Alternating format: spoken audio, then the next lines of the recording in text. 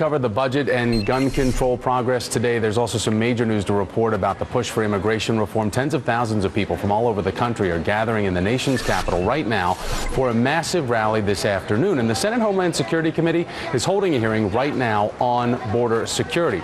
Most critical of all of this, the bipartisan Gang of Eight. Senators working on a bill they could release their plan as early as tomorrow. Now, most of them, Democrat Bob Menendez told our own Chuck Todd today that they've got a good deal. All of the major issues on a pathway to legalization, on border security, on future flow of workers, on ag jobs, on DREAM Act, all of those have largely been agreed to. Joining me now is Republican Congressman Mario Diaz-Balart of Florida. He's part of the group in the House negotiating immigration reform. Sir, it's good to have you here. And we just learned that the Senate Judiciary Committee and Patrick Leahy announcing on April 17th that this hearing will take place for comprehensive reform legislation. What are you hearing about the Senate bill, and how hopeful are you that something will get done, something that is widespread reform? Look, they're doing great work. It's a bipartisan group that is very serious about trying to find solutions to a broken immigration system. I commend them, and I'm encouraged by their work. We in the House, as you just stated, have been working for probably a longer time than they have in the Senate to try to come up with a bipartisan arrangement that we hope will pass the House, and therefore be able to have a conference meeting and send something to the president. We're still a ways off, but I think good work is taking place both in the House and the Senate. So you are part of the Gang of Eight in the House side of things. Politico reporting that the group initially agreed to consider a deal on visas for low-skilled workers cut by labor in the U.S. Chamber of Commerce, but now you're backing off of that. Can you explain why and what was the bigger sticking point there?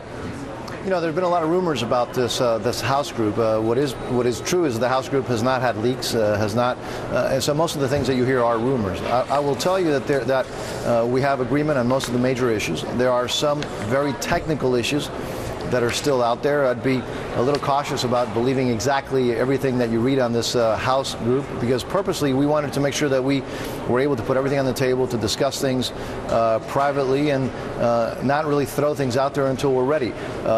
There are some very technical issues that still have to be resolved, but I'm optimistic that we will be able to have a bipartisan agreement with a small group of folks. Then we would have to try to get, again, the magic 218 votes in the House to make it a reality. Do you not like the deal, though, that was struck by the U.S. Chamber of Commerce and Labor on visas for low-skilled workers? Look, I think it's great that outside interest groups are working, but let's be real. Congress is not going to just cut and paste what some outside interest groups put together. I think it's helpful. I think they're good recommendations. But let's remember who they are. They're outside interest groups. I think we need to make sure that we do what's right for our country. We need to do what's right for the folks that we're trying to help. And I think outside groups are helpful, but I would be very reluctant to just take what interest groups out there who may have a different agenda. Some of them, they're all great, but they may have a different agenda. Again, it's helpful, but I don't think we're going to just cut and paste what they did. Sir, I want to get you on the record about some pop culture that's now gone way political about the Beyonce Jay-Z trip to Cuba, and the Treasury saying that this trip was legal. However, you're not satisfied with that response?